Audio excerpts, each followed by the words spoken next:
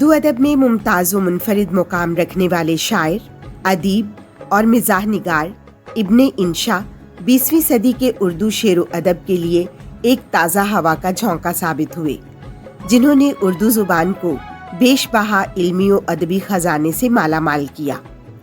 نظم و غزل، ناول، کہانیوں، افسانوں، سفر ناموں، کالم نگاری، تراجم، بچوں کے ادب، مکتوبات اور دیگر ادبی اصناف کے ساتھ ساتھ اردو شاعری کو بھی حسن و جمال، تازگی و لطافت اور روح حیات بخشی۔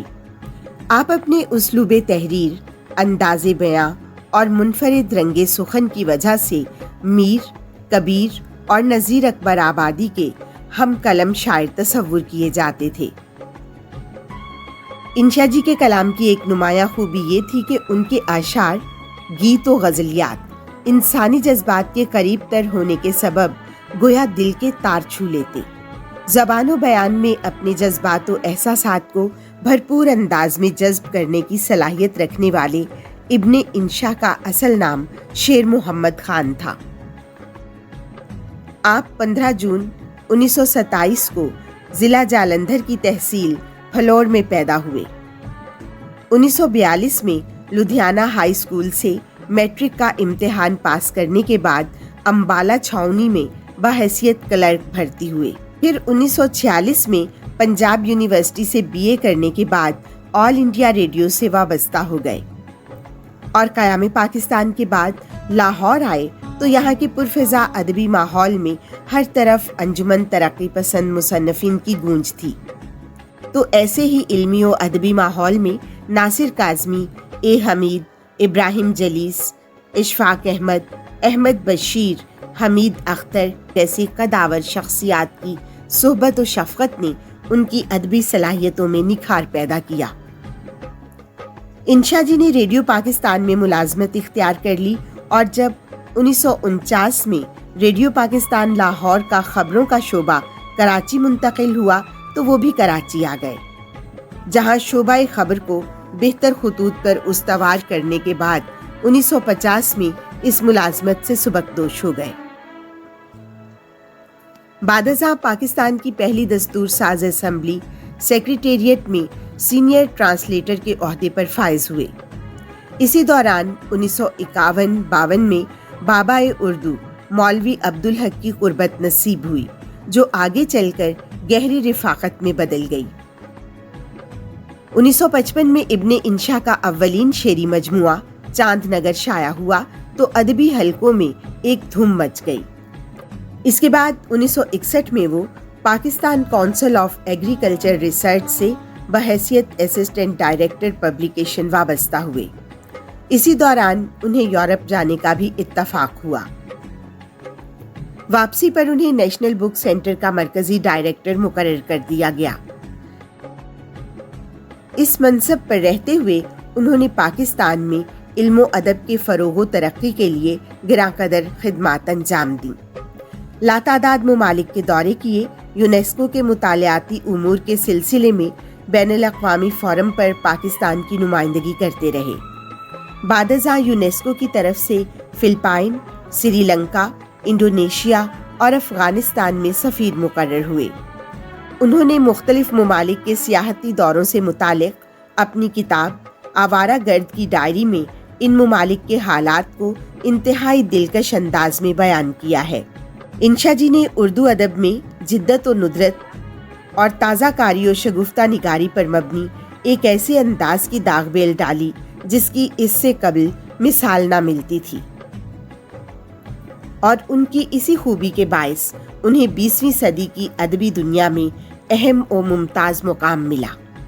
انہیں ان کی ادبی خدمات شاعری، سفر ناموں، خطوط، فقاہیہ کالموں، تراجم، افسانوں، ناول نگاری اور دیگر ادبی و علمی کاوشوں کی بدولت ادبیات اردو میں مین آف لیٹرز کے اعزاز سے نوازا گیا۔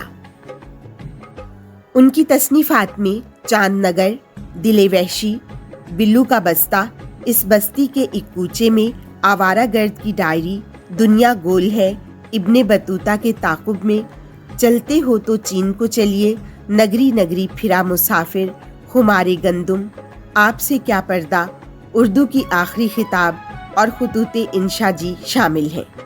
آپ اپنی پیشہ ورانہ ذمہ داریوں اور بے پناہ مصروفیات کے باوجود مختلف اخبارات میں کالمز بھی لکھتے رہے۔ 1967 میں جب جنگ گروپ کی طرف سے ہفت روزہ اخبار جہاں کا اجرا ہوا تو اس میں بھی ان کا کالم باتیں انشا جی کی کئی سالوں تک باقاعدہ چھپتا رہا۔ 1966 میں وہ چین کے سفر پر روانہ ہوئے، جہاں بیجنگ یونیورسٹی کے شعبہ اردو کے طلباء و طالبات کے ساتھ یونیورسٹی کا دورہ کیا۔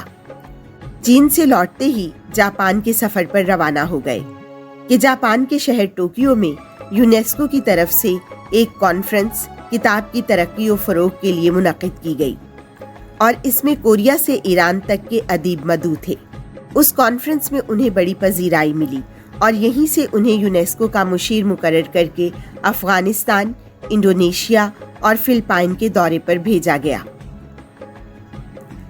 1967 میں ترکی کے دارالحکومت انقرہ میں منعقدہ ایک کانفرنس میں پاکستان کی جانب سے شرکت کی اور اسی سال ایک تربیتی ورکشاپ کے لیے یورپ اور مشرقی وسطی گئے۔ اس کے علاوہ سنگاپور، کوالالمپور اور دیگر ممالک میں بھی وقتاً فوقتاً یونیسکو کے تحت منعقدہ کانفرنسز میں شرکت کرتے رہے۔ یونیسکو کے مشیر کی حیثیت سے متعدد یورپی و ایشیائی ممالک کا دورہ کیا تو ان کا احوال اپنے مخصوص طنزیہ و فکاہیہ انداز میں سفر ناموں کی صورت رقم بھی کیا گیا۔